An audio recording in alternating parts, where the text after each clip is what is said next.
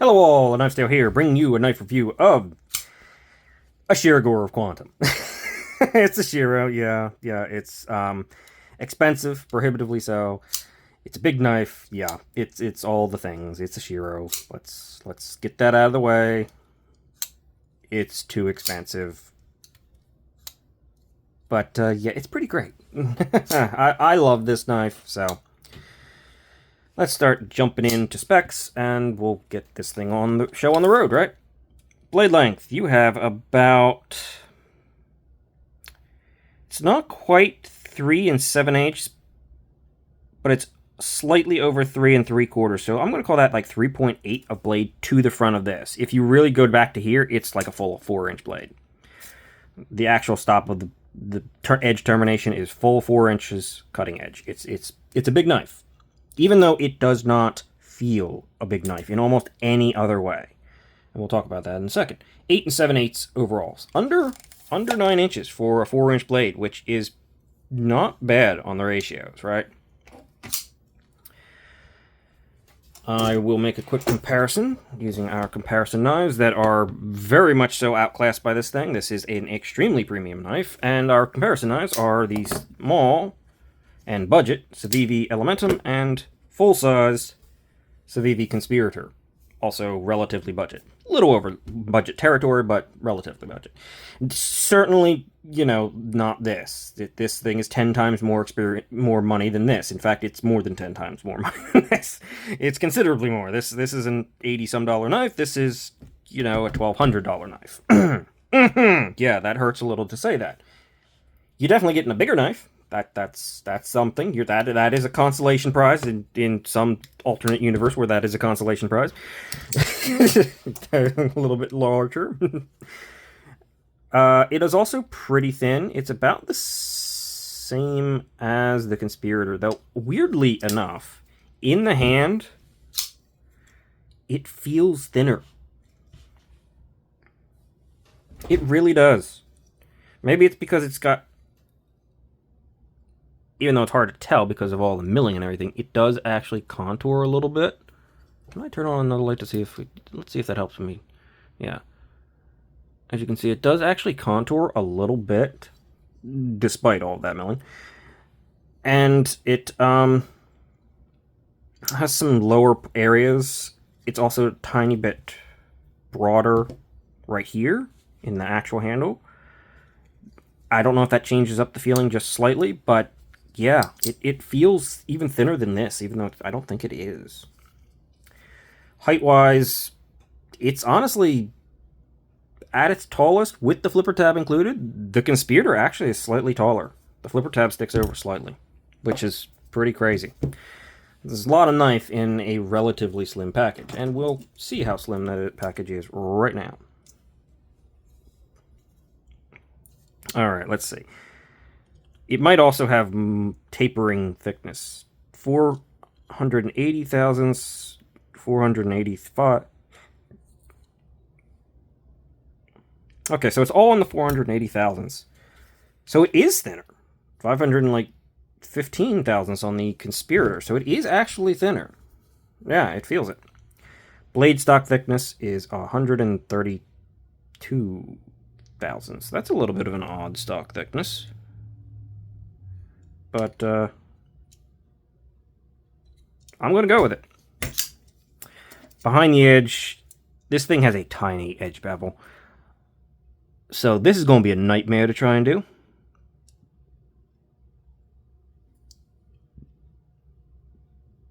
Dear Lord. 3 to 4 thousandths behind the edge. Yes, the edge angle is probably pretty high, probably like 25 degrees, maybe even per side. So if you're going to lay it back to like, you know, 20 or 17, you might get a slightly larger edge bevel. But dear freaking Lord, when you have this kind of geometry, you can have a 20 to 25 degree edge bevel. Because the geometry is so thin, it's still going to go through everything. It is a slicing monster. It is a machining. It is precise. And let's be honest, I'm sure it's not easy to get a knife down that thin and still be, you know, functional. And my God, it has an edge on it, and it has not lost it. I've had this knife for several years now, and I've carried and used this knife, and it almost got me. It could still almost got me. Whether you think about the price point or not, you're definitely getting something of high quality here, even if it is too expensive. The hardware, as usual with Shirogorovs, are proprietary, these things. They do have a tool for it, but it is expensive. Technically, a large flathead could work, but you run the risk of messing with this hardware and damaging it a little bit. That said, I've never had to adjust this thing. Several years now. It's centered. There's no play. It's a rock. It hasn't changed at all.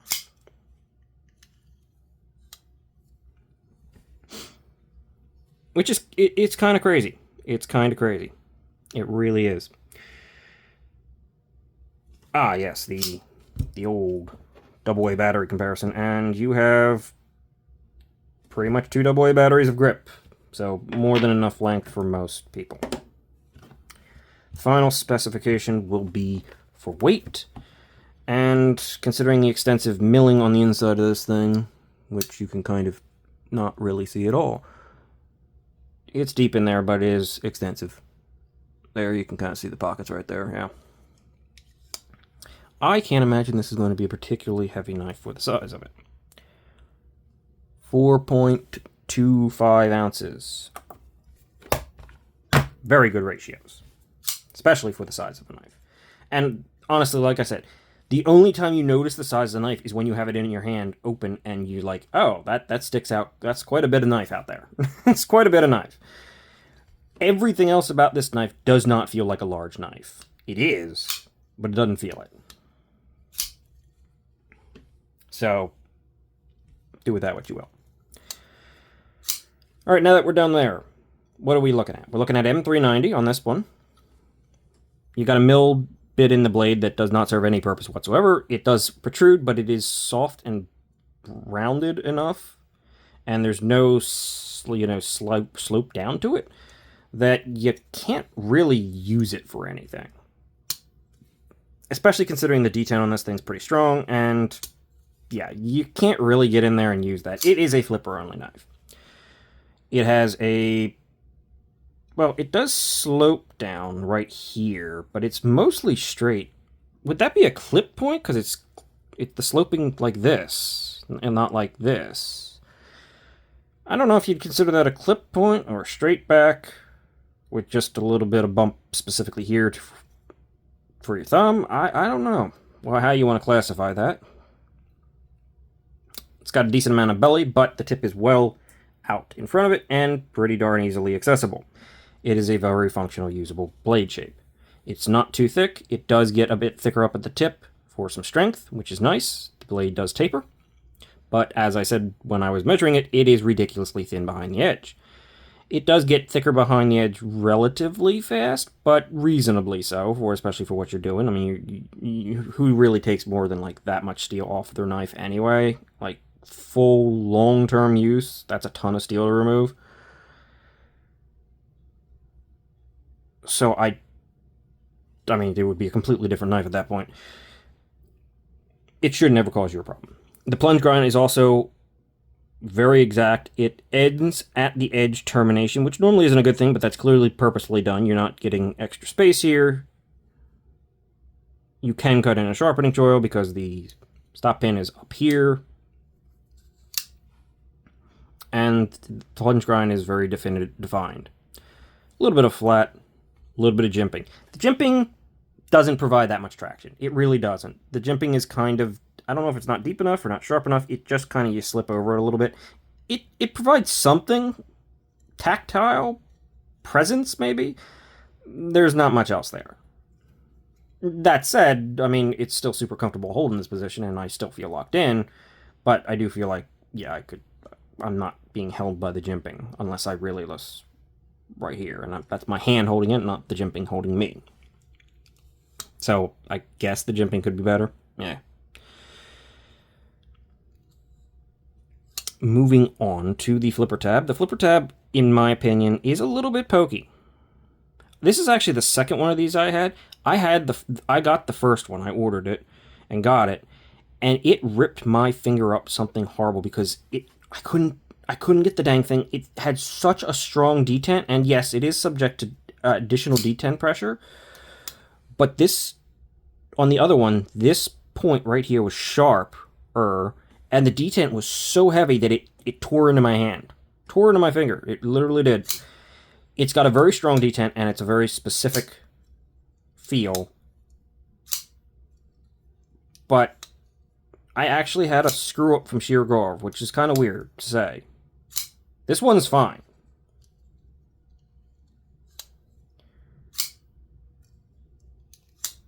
But the flipper tab's a little bit aggressive. Not on the jimping, but just on this apex point here. It's also milled out with more details, because why wouldn't it be, right? And the weird thing is, it at the same time feels slick. It's a strange flipper tab. It works. It's fine. I did have one that was kind of weird. It was super susceptible to lock bar pressure, and I just couldn't get the dang thing to flip for some reason without tearing my finger open. This one, the replacement, no problems whatsoever. Detent's just a little bit lighter, but it's pretty darn perfect, honestly. I mean, I don't think I can fail this knife. Yeah, it just rockets. Even if I try to fail it and go all the way up here, it's almost impossible to fail. Love that. Yes. So this one's perfectly fine.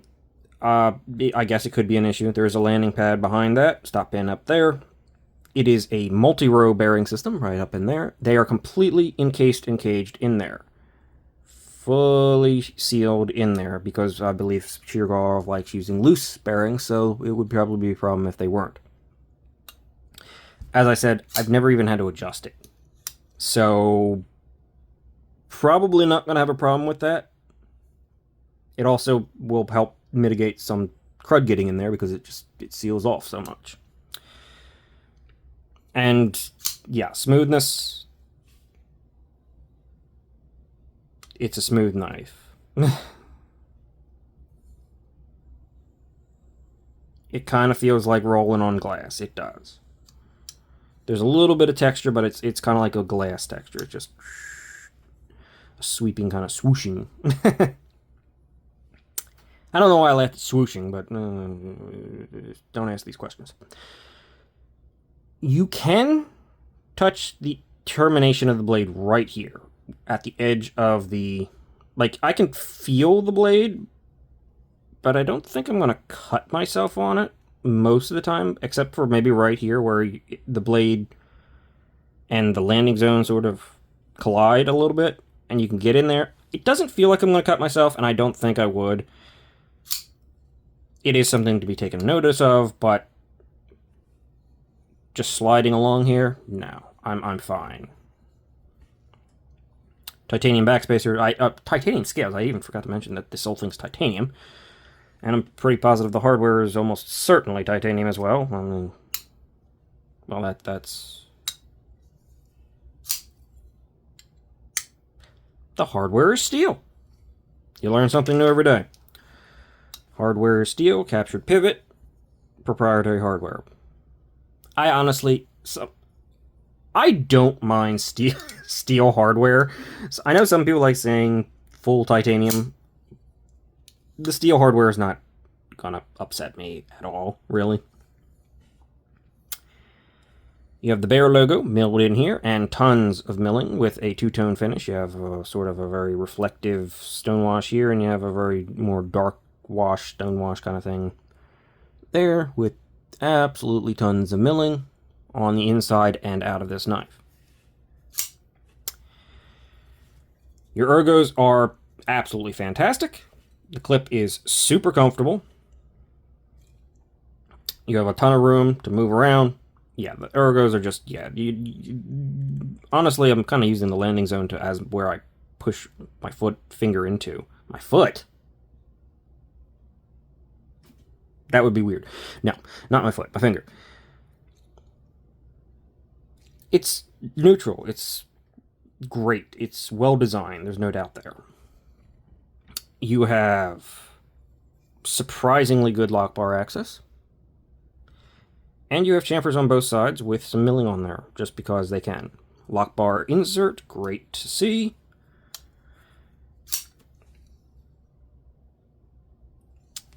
Big geared backspacer with a hidden lanyard post that you kind of really have to jam in there, but you can definitely use it. There's a lot more room than it looks like there is in there, but it's deep in there. Which is nice, because it doesn't really take away from anything. It's there, but it's not doing anything unnecessary.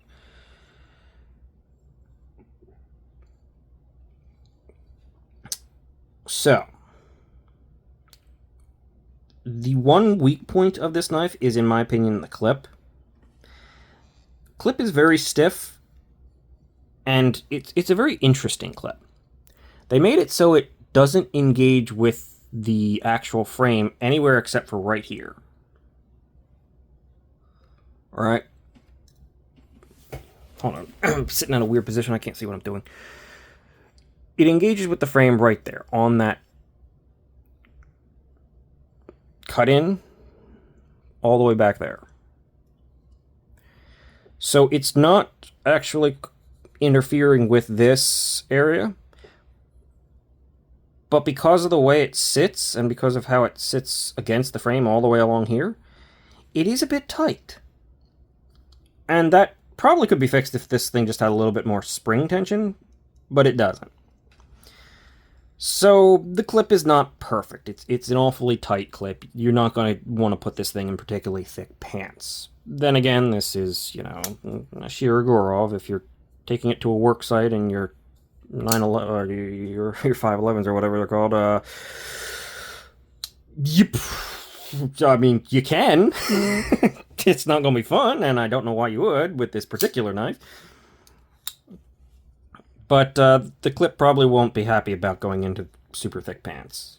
It's not bad, but it is a little bit weird to get in and out of the pants. Just getting used to it is more of the issue. So I guess it's not really a negative, but eh. The other thing that needs mentioning here is it has a detent ramp.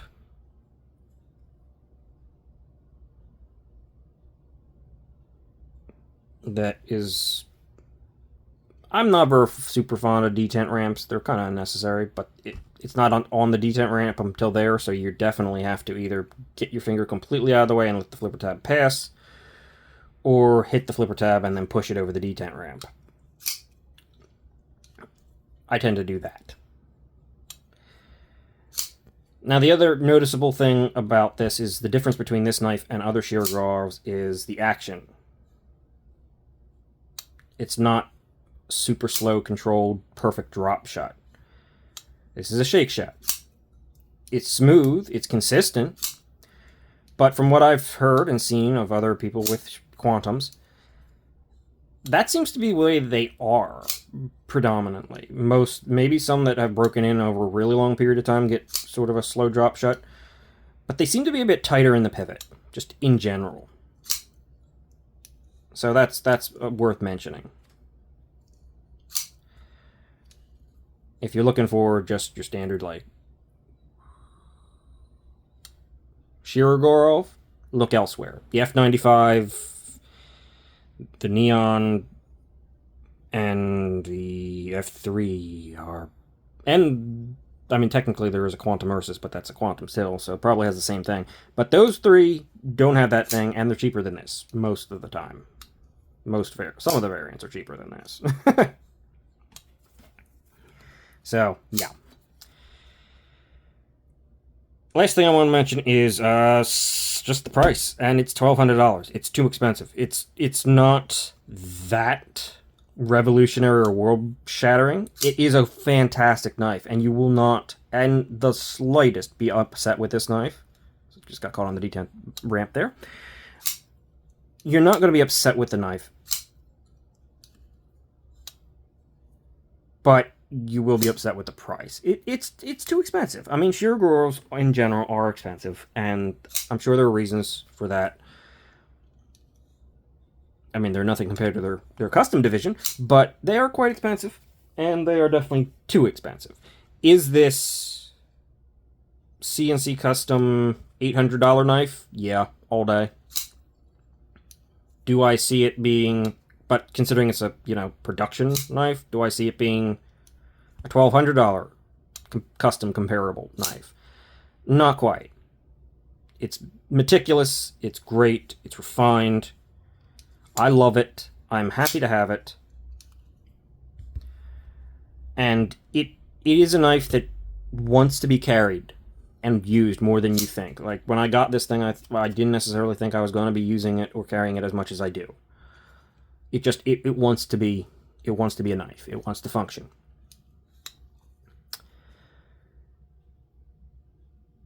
And partially, maybe because of its plain and solid feeling and so well built but simple, maybe that lends to me wanting to carry it a little bit more instead of, having all the crazy bits and bobs or being very ornate. It is, but in a more subdued way.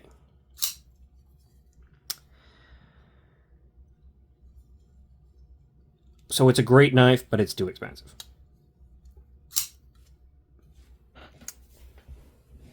I don't think I'd buy it again, but I definitely want to get more Shirogorov knives because they're pretty darn great, and they're cool. They're really nice. They're simple. They're just really good knives.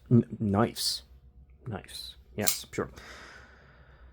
I'm losing my ability to speak, so I'm going to call this review here and just say it's certainly not for everybody. It's certainly not for most people, but it is a good knife, and it's a cool piece. Love all the milling and all the detail. This is the what is this? Gen 3? I think it's the Gen 3. Yeah, sometimes I slip off that flipper tab. And that's when it starts getting a little bit, pokey, when you slip over this apex here. That said, you go up here, you're fine. Not on the first one, though. That sucker did a number on my finger. So, weird little story about a Shirogorov with an actual issue, which is probably not too many of those. And review of a beautiful knife. Too expensive. But that's everything. I will thank anybody for watching, whether they stuck here, whether they left early, doesn't matter. If you watched, I thank you. And maybe I've earned a subscription, maybe not. Who knows? Either way, I'll see you guys in the next one. Thank you for watching.